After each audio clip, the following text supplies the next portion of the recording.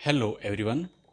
हम लोग पढ़ रहे हैं क्लास 12th की बुक फ्लेमिंगो के प्रोस सेक्शन की दूसरी जो कहानी है या दूसरा जो लेसन है उसका हेडिंग है लॉस्ट स्प्रिंग और स्टोरीज ऑफ स्टोलन चाइल्डहुड अर्थात खोया हुआ बसंत, जिसकी राइटर हैं एनिस जंग। तो इस कहानी को पढ़ने से पहले जो लेखिका है उसके बारे में हम परिचय प्राप्त कर लेते हैं। तो देखते हैं क्या है। तो लिखा है एनिस जंग 1944 was born in Rourkela and spent her childhood and adolescence in Hyderabad. Anees जंग जो है 1964 के अंदर राउरकेला में जन्मी थी और उन्होंने अपना बचपन एवं किशोरावस्था हैदराबाद में बिताया। She received her education in Hyderabad and in the United States of America। उन्होंने अपनी शिक्षा हैदराबाद एवं संयुक्त राज्य अमेरिका में प्राप्त की थी। हर पेरेंट्स वर बोथ राइटर। उसके जो माता पिता थे वह दोनों ही राइटर थे। Anees Jung began her career as a writer in India. उन्होंने भारत के अंदर एक लेखक के रूप में अपने कैरियर की शुरुआत की। She has been an editor and columnist for major newspaper in India and abroad. वह अनीस जो हैं वो भारत में और विदेश में बड़े अखबारों में संपादक एवं स्तंभ लेखिका रही थी। The following is an excerpt from her book titled lost spring stories of stolen childhood. यहाँ जो उद्धृत किया गया है लेख को वह उनकी प्रसिद्ध पुस्तक लॉस्ट स्प्रिंग जिसका heading stories of stolen childhood से लिया गया है। और इसके अंदर here she analyses the grinding poverty and traditions which condemns these children to a life of exploitation। यहाँ पर जो कहानी ली गई है उन्होंने भयानक गरीबी और परंपराओं का विश्लेषण किया है और इन बच्चों को शोषण से भरे जीवन की ओर धकेल देते हैं, इसके बारे में इन्होंने वर्णन किया है। तो हमारे सामने जो स्टोरीज हैं वह दो पार्ट में डिवाइडेड हैं। तो आज हम इसके पहले पार्ट का अध्ययन करेंगे और इसका हेडिंग है sometimes I find a rupee in the garbage. कभी कभी मुझे कूड़ेदान में 1 रुपया मिल जाता है। तो चलिए शुरुआत करते हैं इसकी। Why do you do this? तुम इसको क्यों करते हो? I ask Saheb whom I encounter every morning scrounging for gold in the garbage dump of my neighbourhood. मैंने ऐसा साहिब से पूछा जिससे मेरा सामना प्रत्येक सुबह होता था जब वह मेरे पड़ोस में कूड़े कचरे के ढेरों में से सोने की खोजबीन करता था। Saheb left his home long ago. Saheb ने अपना मकान या घर बहुत पहले छोड़ दिया था। Sad amidst the green field of Dhaka, जो कि ढाका के किसी बीच स्थान पर रहा करता था। और वो कहता है his home is not even in distant memory, और उसकी जो घर है वो उसकी स्मृति से दूर नहीं गया है। There were many storms that swept away their field and homes, his mother tells him। कई तूफान आए जो उनके खेतों और घरों को बहा ले गए, उसकी माँ ने उसको बताया। That is why they left looking for gold in the big city where he now lives। और इसी कारण से वह घर को छोड़ करके यहाँ पर आ गए और सोने की तलाश करने में बड़े बड़े शहर में यहाँ वहाँ वह अब रहता है। I have nothing else to do he mutters looking away. मुझे कुछ करने को कुछ काम नहीं है, वह दूसरी ओर देखते हुए इस प्रकार बुदबुदाता है। Go to school I say glibly realising immediately how hollow the advice must sound.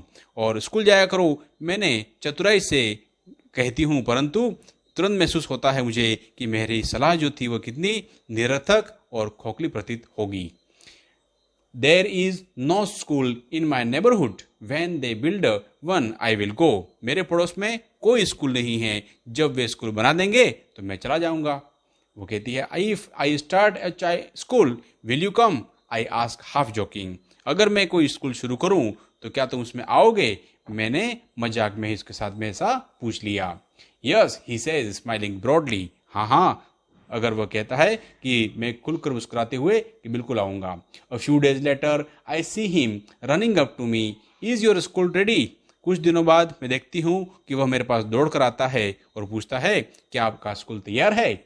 It takes longer to build a school, I say, embarrassed at having made a promise that was not meant, but promises like mine abound in every corner of his bleak world.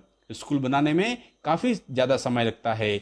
मैं लज्जित महसूस करके उत्तर देती हूँ, एक ऐसा वादा करने के कारण जिसको पूरा करने की कोई मंतव्य नहीं था, लेकिन मेरे जैसे वादा उसकी नीरस एवं निराशापूर्ण दुनिया के हर कोने में भरे पड़े रहते हैं। After months of knowing him I ask him his name. महीनों तक उसके जानने के बाद में मैंने उसका नाम पूछा। वो कहता है साहिब ए आलम। ही अनाउंसेज, वो कहता है साहिब ए आलम। और he does not know what it means. उसको उसके नाम का अर्थ नहीं पता है। If he new it's meaning Lord of the universe, अगर उसको नाम का अर्थ पता होता कि संसार का मालिक, he would have hard time believing it, तो उसको विश्वास करने में बड़ी कठिनाई होती। unaware of what his name represents, he roams the street with his friends, an army of barefoot boys who appear like the morning birds and disappear at noon.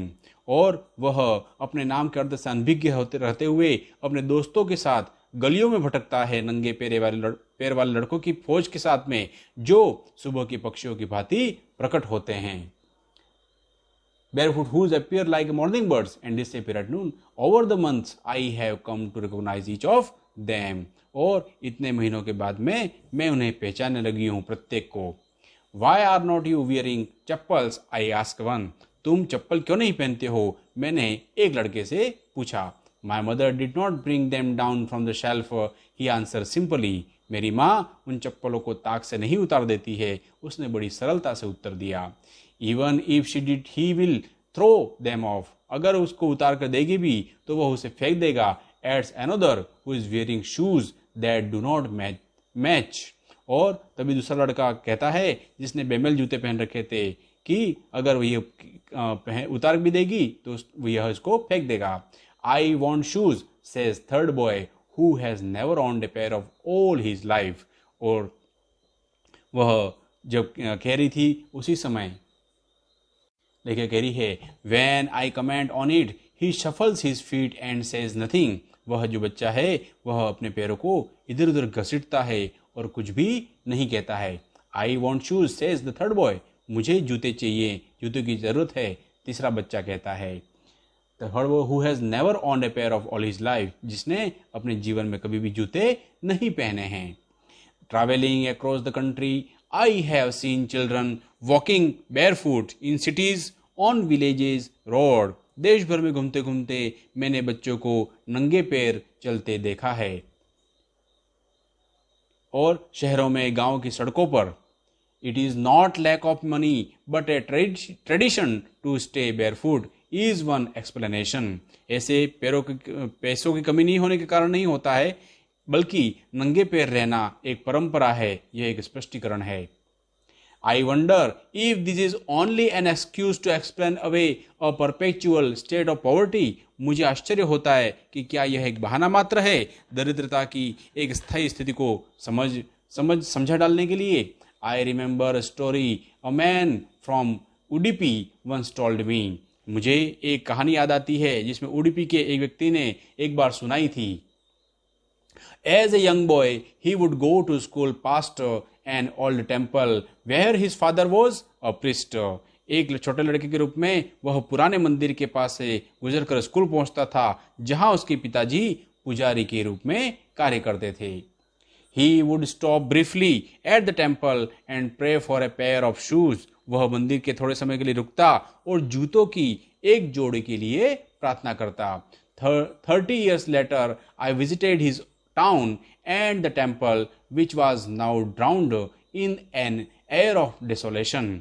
और 30 वर्ष के बाद मैं उस नगर और उस मंदिर में गई जहां अब खालीपन एवं उजाड़ का वातावरण था।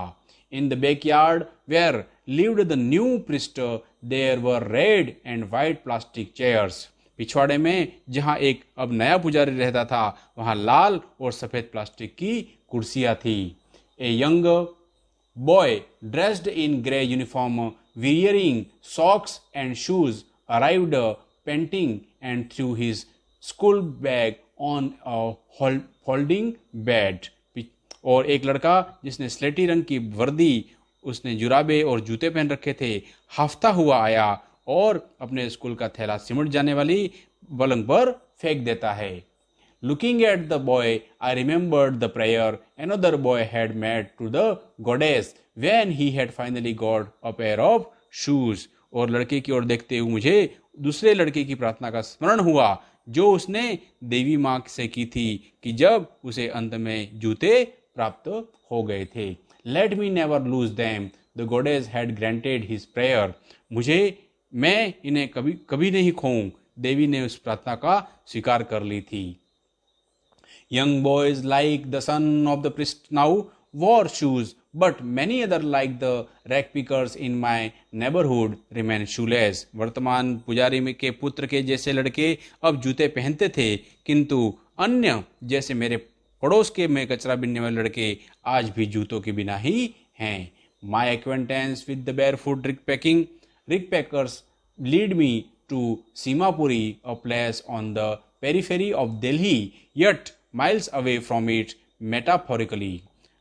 नंगे पैर कचरा बीनने वाले से मेरा परिचय मुझे सीमापुरी में ले जाता है जो दिल्ली की सीमा पर है, लेकिन उपमा की दृष्टि से इसमें दिल्ली से मीलों दूर है। Those who lives near here are squatters who came from Bangladesh back in 1971. और जो लोग यहाँ रहते हैं वो अवैध रूप से सरकारी भूमि पर कब्जा जमा बैठे हैं। यह बांग्लादेश से 1971 के दौरान यहाँ पे आए थे। Saheb's family is among them. Saheb का परिवार भी उन्हीं में से एक था। Seemapuri was then a wilderness. और यह जो सीमापुरी है एक उजड़ स्थान बन गया था। इट इज स्टिल, यह अभी भी ऐसा ही है, but it is no longer empty, लेकिन अब यह खाली नहीं है। In structure of mud with roofs of tin and tarpaulin, devoid of sewage, drainage और running water, lives 10,000 rag pickers. और ऐसे बने मकानों में जिन पर टीन और त्रिपालों की छतें हैं, जो गंदे मकानों में पानी की निकास, जमीन के अंदर गंदगी से आ जाने वाली पाइपों की व्यवस्था अथवा पीने योग्य नल के पानी की व्यवस्था से रहित हैं, 10,000 कचरा बीनने वाले लोग रहते हैं। They have lived here for more than 30 years without any identity. और ये लोग 30 से भी अधिक वर्षों से यहाँ पर बिना किसी पहचान के, without permit, बिना किसी आज्ञा के, here for more than 30 years, or but with a ration card that get their names on voter list and enable them to buy grain. और यहाँ पर राशन कार्ड के सहित जिससे उनके नाम की मतदाता सूची में शामिल हो जाते हैं और उन्हें अनाज खरीदने में समर्थ बना देते हैं। Food is more important for survival than an identity. भोजन जीवन जीने के लिए अधिक आवश्यकता है पहचान के बजाय। If the end of the day we can feel our family and go to the field that gave us no grain, say a group of women in tattered sari, when I asked them why they left their beautiful land of green field and rivers. अगर यहाँ रहना चाहेंगे बजाय उन खेतों पर जो हम अनाज नहीं देते हैं, ऐसे औरतों के एक समूह का कहना था जो फटी पुरानी साड़ियाँ पहनते हैं। जब मैंने उनसे पूछती हूँ कि उन्होंने हरे भरे खेतों और नदियों वाली जमीन को क्यों छोड़ दिया था। Wherever they find food, they pitch their tent that become transit homes. और जहाँ भी उन्हें भोजन मिल जाता है वे अपने तंबू वहीं पर गाड़ देते हैं जो उनके अस्थायी घर बन जाते हैं। Children grow up in them becoming partners in survival. और यहाँ जो बच्चे हैं इनमें ही बड़े होते हैं और जिंदा रहने में भागीदारी निभाते हैं। And survival in the Seemapuri means rag picking. और सीमापुरी में जिंदा रहने का मतलब होता है कचरा बीनना। दो the years it has acquired the proportions of fine art, garbage to them is gold. वर्षों अवधि में कचरा बीनना एक बहुत ही अच्छी कला का कलेवर ग्रहण कर चुका है। कचरा उन लोगों के लिए सोना होता है। It is their daily bread, a roof over their head, even if it is leaking roof, but for a child it is even more. और यह कचरा उनके रोजाने की रोटी, सिरों पर एक छत या फिर यह टपकने वाली छत ही क्यों न होता है, लेकिन एक बच्चे के लिए यह इससे भी कुछ अधिक होता है। I sometimes find rupee even a 10 rupee note, Saheb says, his eyes lighting up. मुझे कभी कभी 1 रुपया मिल जाता है, यहाँ तक कि 10 रुपये का नोट भी, साहेब कहता है, उसकी आंखों में चमक उठती है। When you can find a silver coin in a heap of garbage, you don't stop scrouching for this is hope of finding more. जब आपको कचरे के ढेर से चांदी का एक सिक्का मिल जाता है तो आप छानबीन बंद नहीं कर देते, क्योंकि और अधिक पाने की उम्मीद जो रहती है। It seems that for children garbage has a meaning of different from what it means to their parents. For the children it is a wrapped in wonder, for the elders it is means of survival. ऐसा लगता है कि बच्चों के लिए कचरा एक अलग ही अर्थ देता है, उन्हें उनके माता पिता के लिए अर्थ की तुलना में। बच्चों के लिए कचरा आश्चर्य में लिपटी चीज होती है, बड़ों के लिए यह जिंदा रहने का साधन है।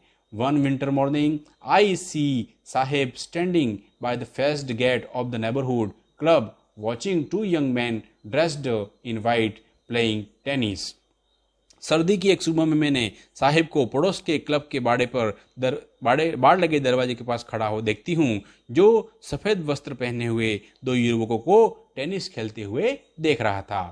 आई like the game, he hums, content to watch it standing behind the fence. मैं इस खेल को पसंद करता हूँ, वह गुनगुना कर बोलता है, वह इस बाड़ को पीछे खड़े होते हुए देखकर ही संतुष्ट है।